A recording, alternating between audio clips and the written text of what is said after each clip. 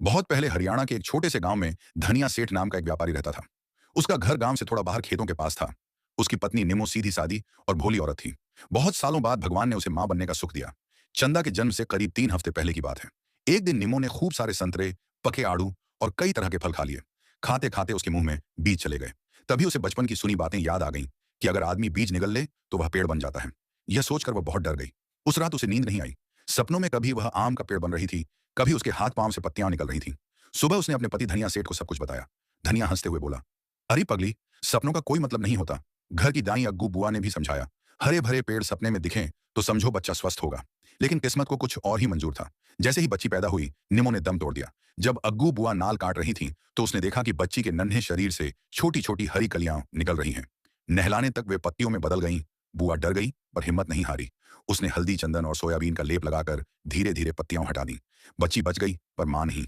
बुआ ने बच्ची का नाम रखा चंदा, क्योंकि उसका रंग छाछ जैसा उजला था। अग्गू बुआ ने ठान लिया कि वह इस बच्ची को अपनी जान से भी ज्यादा संभालेगी। गांव वालों के कहने पर कुछ समय बाद धनिया सेठ ने दूसरा ब्याह कर लिया।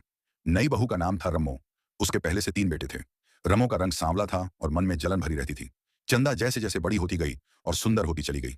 उसकी आंखें बड़ी बड़ी, पलकें घनी और चाल में मिठास थी। ये सब देखकर रमो के मन में आग लगने लगी। अग्गू बुआ चंदा की ढाल बनी रही, पर एक दिन वह सोते सोते मर गई। उसी दिन घर की छत पर एक हरे तोते ने तेज आवाज में बोला, सेठ जी, तेरी बेटी जवान हो गई, शहर से उसका वर कब लाएगा? उसी समय धनिया सेठ काम के सिलसिले में बाहर जाने की तैयारी कर रहा था। तोते की आवाज सुनकर वो सोच में पड़ गया और बोला कि लौटते समय चंदा के लिए अच्छा रिश्ता ढूंढ लाएगा। सेठ के जाते ही रमो का असली रूप सामने आ गया। अपने बेटों को घी, दूध और मीठा खाना, और चंदा को बचे हुए चावल और नमक। दिन रात उसे घर के सारे काम करवाए जाते। सोने को बस एक बांस की चटाई। चंदा सब चुपचाप सहती रही। एक दिन उसकी सहेली सोखी की शादी तय हुई। चंदा ने रमो से जाने की इजाजत मांगी। रमो ने दिखावे के लिए बड़े प्यार से उसे रेशमी कपड़े दिए।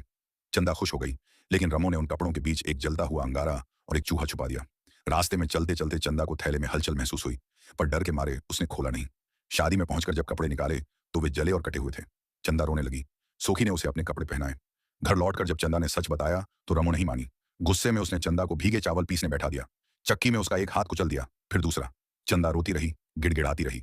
आखिर रम्मो ने लकड़ी से उसका सिर फोड़ दिया। उसने चंदा की लाश को घर के पिछवाड़े गाड़ दिया। कुछ ही दिनों में वहां से कद्दू की बेल उगाई। हवा चलती तो वह बेल गुनगुनाती, मैं चंदा हूं। डर के मारे रमो ने बेल काट दी और उसे गाड़ दिया। वहां से आलू बुखारे का पेड़ उग आया। फल गिरते, रोते और गाते। जब धनिया सेठ लौटकर आया तो नदी में एक बड़ा सा कमल दिखा। कमल ने अपनी कहानी सुनाई। सेठ ने परीक्षा ली। कमल चातक पक्षी बन गया। घर आकर सेठ ने आदेश दिया। चातक पक्षी चंदा बन गई। सच सामने आ गया। धनिया सेठ ने रमो और उसके बेटों को घर से निकाल दिया। कुछ समय बाद चंदा की भव्य शादी हुई। वह अपने पति के साथ सुख शांति से रहने लगी, और जिसने बुरा किया वह अपने कर्मों से कभी नहीं बच पाया।